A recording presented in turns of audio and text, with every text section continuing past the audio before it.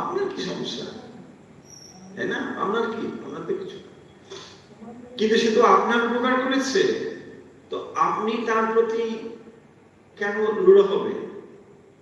আপনি তার উপকার যদি অস্বীকার করেন, তাহলে আপনার ভেতর একটা বিশেষ দোষ ঢুকলো, যে আপনি উপকারে অপকার করেন, বা তার আপনি স্বীকার করেন না উপকার, এটা ঠিক নয়।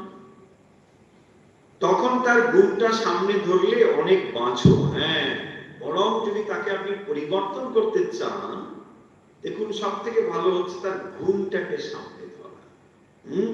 হ্যাঁ, এইটা করেছিল, এইটা করবো, ভালো জিনিস, তখনই দেখবেন তার ভেতরে একটা চেঞ্জ এসে যাবে। সেটাই তো, তা না হলে পরে ভয়ানক অনুতাপ হয়, তাই না? তখন মানুষের ভিতরে অনুতাপ হয়, জানি ইস